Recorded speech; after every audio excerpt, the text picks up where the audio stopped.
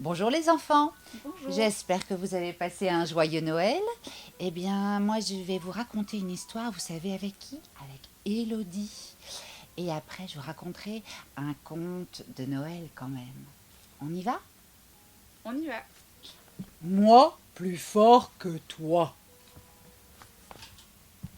Voici Crac. Et là, c'est Bluff. Crac et Bluff sont des hommes préhistoriques. Ils vivent dans une grotte. Celle de Crac est assez jolie.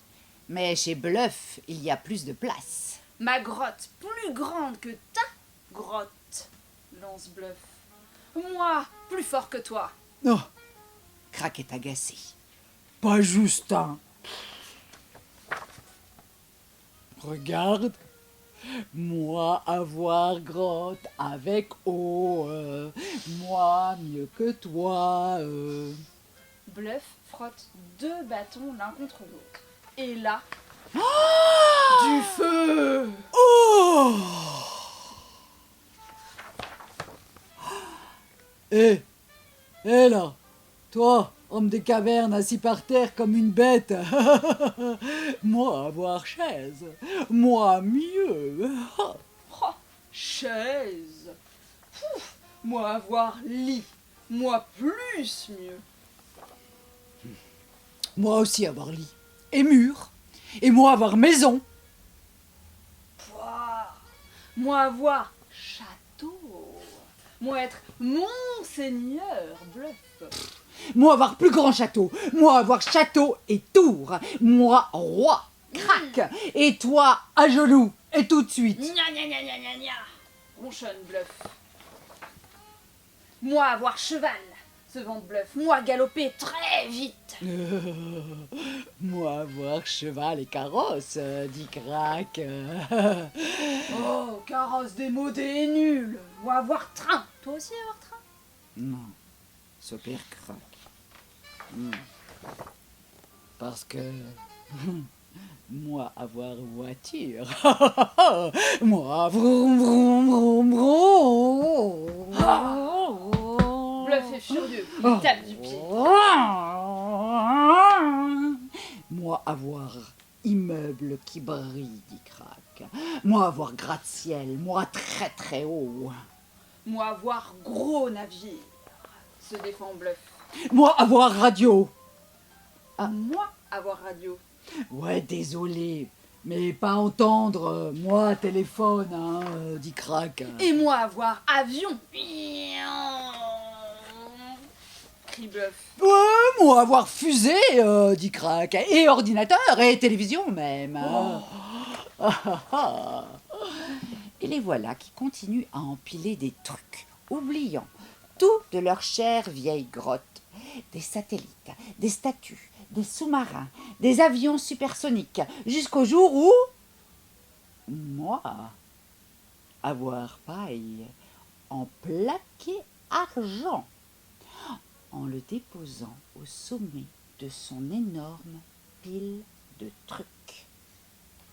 Moi avoir paille en plaqué or. Et soudain, les deux piles se mettent à vaciller.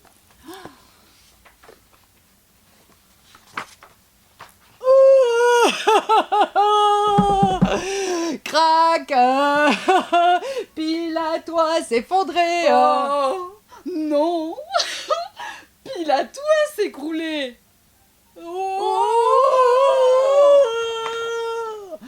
Et boum les trucs. Et bim, tous les machins. Et bam les divers bidules. Les châteaux. Les voitures. Les immeubles. Les fusées. Les radios. Paf. Flash. Patatras. Crac et Bluff.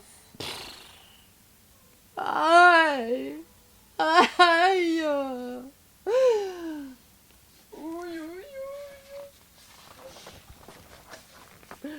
Moi, m'en restait que poussière.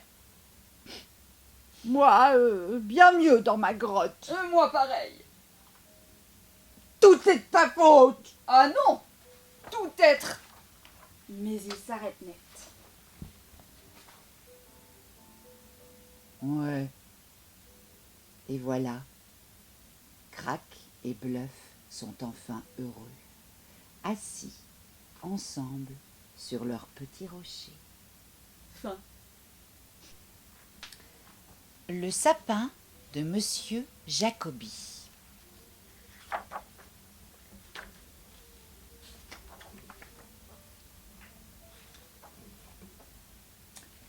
Le sapin lui fut apporté à domicile par un coursier.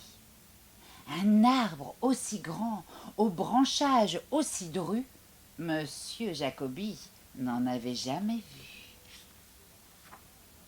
Il courut ouvrir la porte à deux battants. Il l'avait tant attendu, ce moment. Ah, quel arbre magnifique, majestueux! Pourriez-vous l'installer? Mais merci, mon bon monsieur.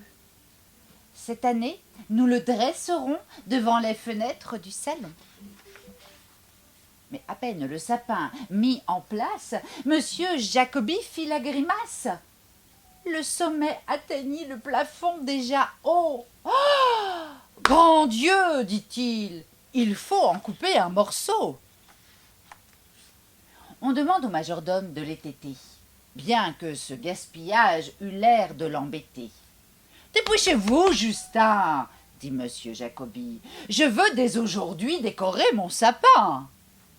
Une fois la coupe achevée, on déposa le plumet sur un plateau argenté. Je sais à qui l'offrir, déclara Justin, et il va lui faire plaisir, ce petit sapin. On l'offrit donc à mademoiselle Adèle, qui servait son maître avec zèle. Oh, ne sera-t-il pas chou une fois enguirlandé? Mais peut-être qu'il faudrait lui couper un petit bout. Aussitôt dit, aussitôt fait. En fredonnant un air guilleret, saisissant ses ciseaux, mademoiselle Adèle réduisit l'arbre de Noël. Jeta le reste à la corbeille, vidé plus tard avec les poubelles. Or, ce bout d'arbre attira le regard du jardinier qui passait par hasard, car Tom ne pouvait supporter de voir une plante jetée. Il l'emporta tout feu, tout flamme, pour voir quelle tête ferait sa femme. « J'ai une surprise, ma chérie !» Oh, sa femme fut tout ébahie.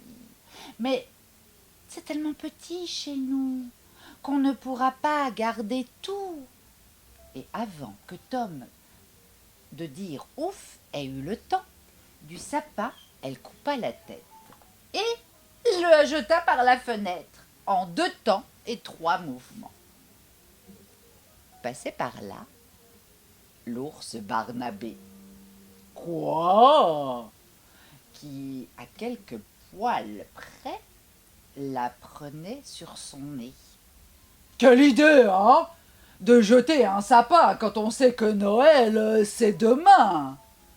C'est décidé, je le rapporte à la maison. Voyez, mamie, un cadeau pour vous et fiston. Oh, ne fait-il pas joli, mon sapin, ici? Demande madame Barnabé d'un ton endormi. Mais déjà, petit ours criait au scandale. On ne peut pas lui mettre une étoile. Oh, mais tranchons-en un morceau, dit Barnabé. À partir du pied, ce sera plus beau.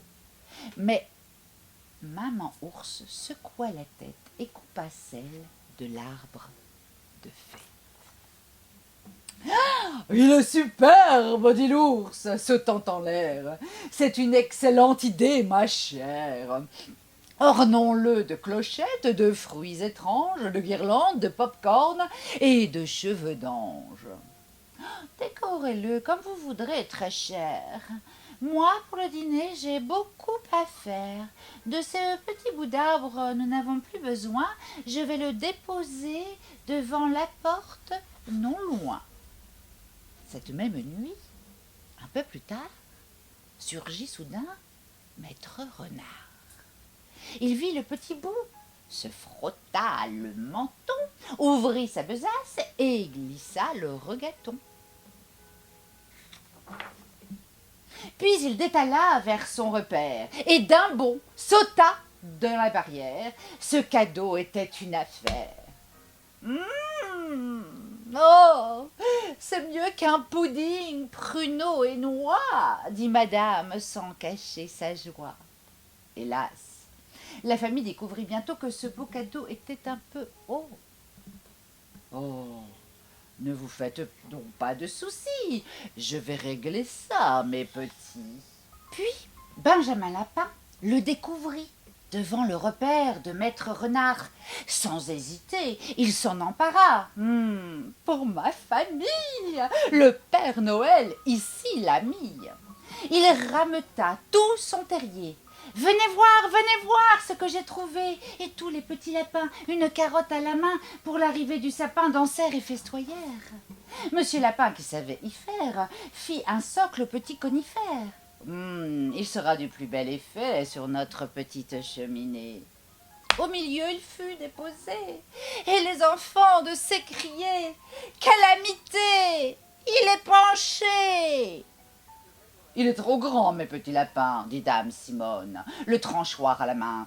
Il ferait beau voir qu'on en vienne à bout. » Elle le trancha d'un seul coup, puis le jeta hors du trou. Le petit bout. Et enfin, Guy Souris découvrit ce petit, tout petit. Il le traîna dans la neige et le froid, escalada, tomba 2 fois et finit par arriver dans son nid douillet. « Il est parfait, dit Madame Guy qui s'y connaissait. Et au sommet, figurez-vous, brillait une étoile en comté extra doux. Oui, n'était-ce pas inouï de retrouver chez les souris le sapin de Monsieur Jacobi ?